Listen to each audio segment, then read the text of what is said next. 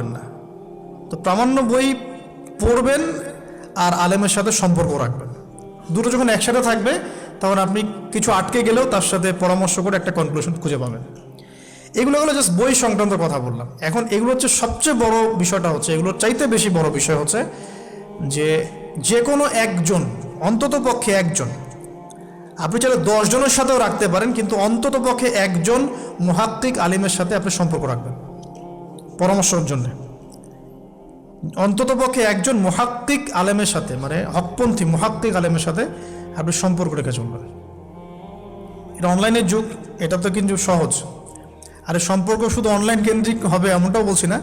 তার সাথে সাক্ষাৎ করবেন, তার কাছে নসিহত নেবেন, তার কাছে গিয়ে কিছু পড়বেন, হ্যাঁ, তাকে দেখবেন তিনি কিভাবে আমল করেন, ব্যক্তি জীবনে তিনি কেমন, তিনি আপনাকে কী নসিহত করেন, তার সাথে মিশবেন। সোহবত মানে কি?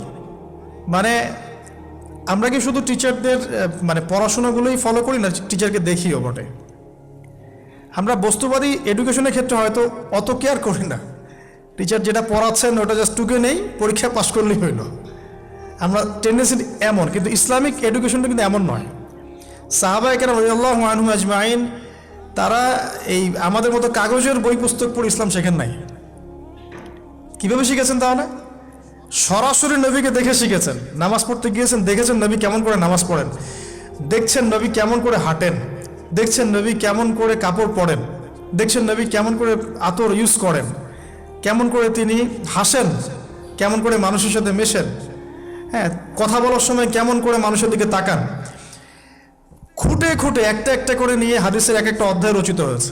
নবী কেমন করে তাকান, নবী কেমন করে মেসওয়াক করেন, নবী কেমন করে হাসেন, এগুলো আপনি অধ্যায় পাবেন। ইভেন আপনি অধ্যায় পাবেন নবী কেমন করে চুল আঁচড়ান। তাহলে আপনি দেখেন সাহাবীরা কিভাবে খুঁতে খুঁতে নবীকে দেখেছেন। বলা হয় আব্দুল্লাহ বিন মাসউদ রাদিয়াল্লাহু আনহু সম্পর্কে, তিনি নবীকে এত বেশি কপি করতেন হাঁটা চলা কথাবার্তায় যে নবী সাল্লাল্লাহু আলাইহি ওয়াসাল্লামের পরের যুগের অনেক মানুষ এসে দ্বিধাদ্বন্দ্বে পড়ে যাইতো যে রাসূল সাল্লাল্লাহু আলাইহি ওয়াসাল্লামকে দেখছি নাকি। এমনভাবে কপি করতেন, এমনভাবে। সো এখানে আমি সোহবতের বিষয়টা বোঝাতে যাচ্ছি যে কোনো অন্তত পক্ষে একজন মুহাক্কিক আলেমের সাথে সম্পর্ক রাখবেন। অন্তত একজন, আপনি চাইলে 10 জন 20 জন 50 জনের সাথে রাখতে পারেন। অন্তত পক্ষে একজন যাকে দেখে আপনি শিখবেন, আপনার স্টাডিগুলোকে, আপনি যেটা সমস্যা ফেস করছেন সেগুলোকে তার সামনে পেশ করতে পারেন।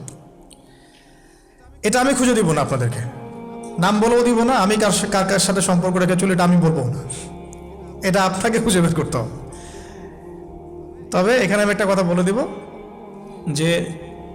যেহেতু আমরা সব সাধারণ মানুষ, কারণ আমরা তো কেউ স্কলার নই এখানে, আমরা কেউ মানে যেটা বলি যে মুজতাহিদ, ইজতেহাদ করার যোগ্যতা রাখি না আমরা এখানে কেউ। সেক্ষেত্রে অবশ্যই আমাদেরকে পূর্বসূরি ওলামায়ে কেরামদেরকে ফলো করতেই হবে।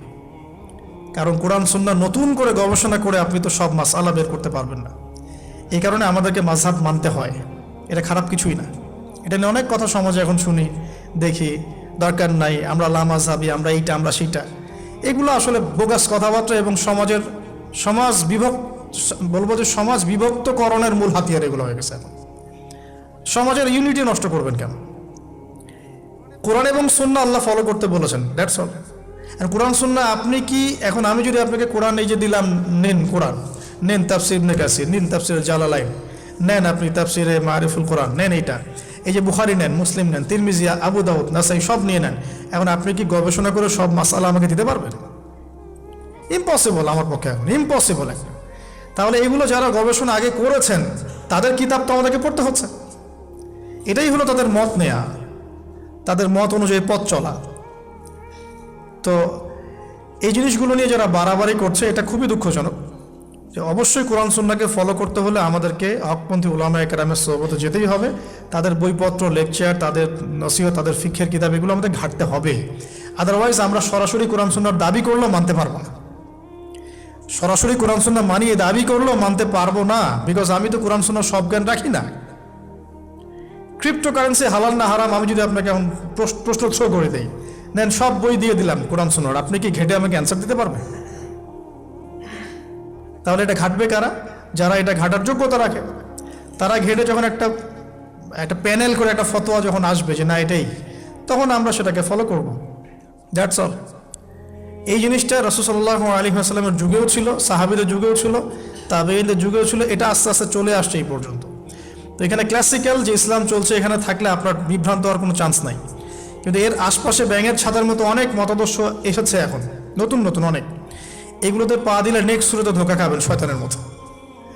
ওই যে বললাম